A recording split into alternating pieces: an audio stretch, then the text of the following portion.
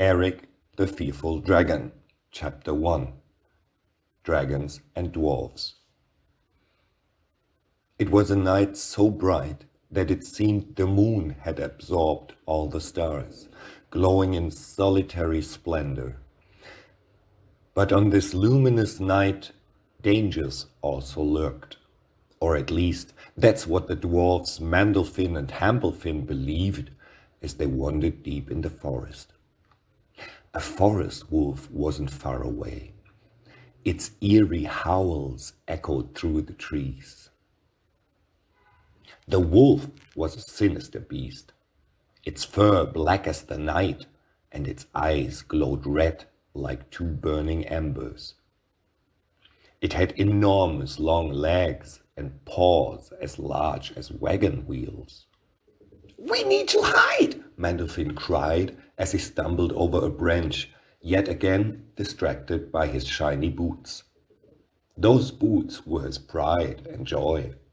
They sparkled like tiny stars on his feet and were far too big for such a small dwarf. Hamblefin, the older and wiser of the two, cast him a skeptical glance. "Oh, sure, did you send the wolf an invitation too? If he finds us, you can offer him tea while you're at it." "We need to hide," Mandolphin repeated. "But don't worry, I've got everything under control." Hamblefin frowned. His main concern was keeping clean in his fine, colorful clothes, rather than worrying about sparkling boots. "Hide? And where exactly? In a hole in the ground? Hopefully without mud or worse, without cobwebs."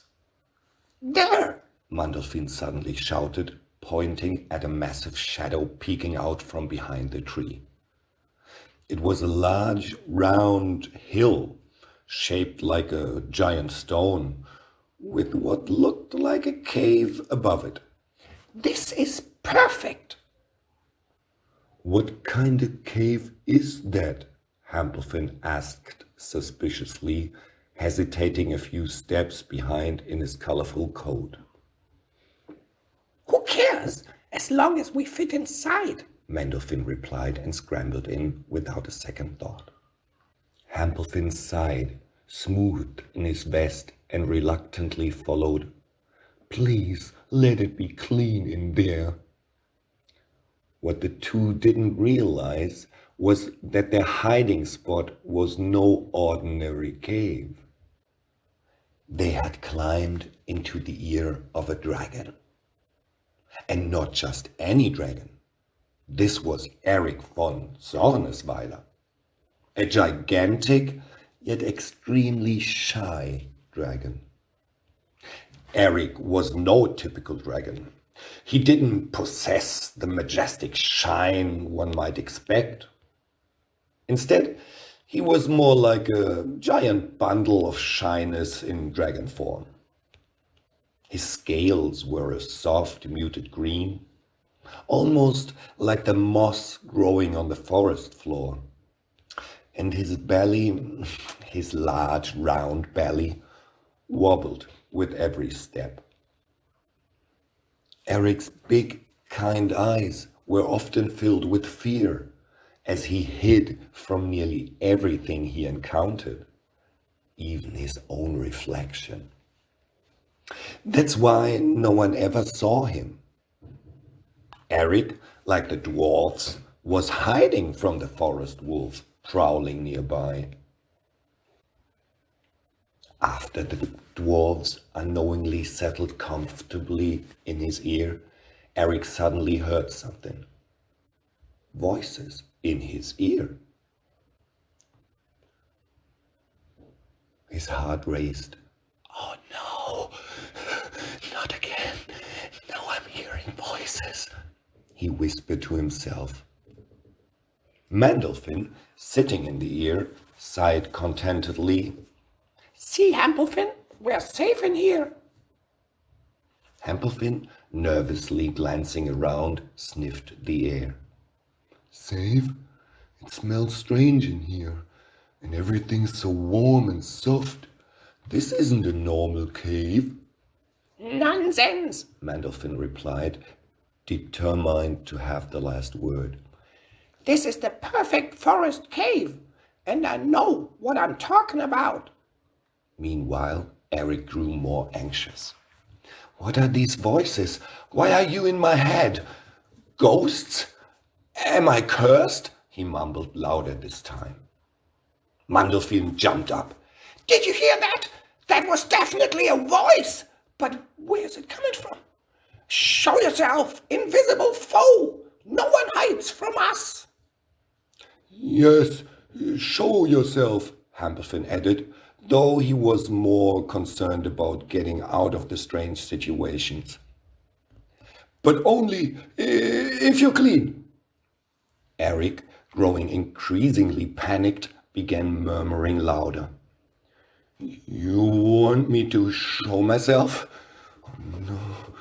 No, he stammered. But if I must, then...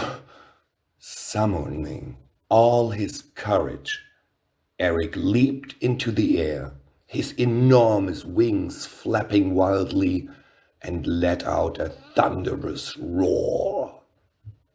His name echoed through the forest like a massive storm. Eric von Zornesweiler! The forest wolf, which had been creeping silently closer to the trio, howled in fear and fled with its tail between its legs, so fast it barely touched the ground. Everything seemed to tremble, even Eric himself. And then Eric immediately disappeared behind a tree. Oh no! What was that? Was that me? Oh no, I scared myself. Meanwhile, Mandolphin and Hampelfin were tossed about wildly inside his ear. What was that? Mandolphin gasped, trying to hold onto something soft. Hampelfin, his fine clothes now completely disheveled, looked around slowly. Wait a minute, this isn't a rock, this is alive and fleshy. We need to investigate. Come on, let's climb out, Mandolphin said as he started to piece things together. The two climbed out of the ear and looked around. Oh my goddess, we are inside a dragon. A dragon? Hampelfin stumbled and nearly fell. A living dragon? That's disgusting! At that moment, they saw him in full size. There he stood. Eric, the gigantic green dragon, trembling like a leaf in the wind. Eric looked at the two dwarves. Did I scare you too? Seriously? Mandolphin said. You scared of a forest wolf? Hampelfin, still straightening his vest, nodded. Yes, and without a single stain on my clothes. Not bad, dragon. Eric blinked in surprise. I scared of the forest wolf? Really? Yes, and now we're friends, because friends always save each other, Mandolphin declared proudly. You might be a bit shy, but when it counts, you can really roar.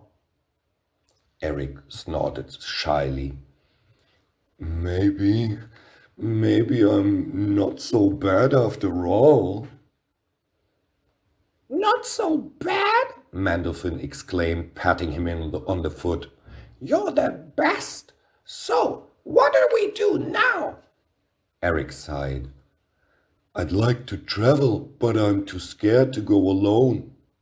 That works for us, Mandolphin announced. We're on our way to Spain and don't know how to get there. We should team up. Hampelfin sighed. Spain? What's in Spain?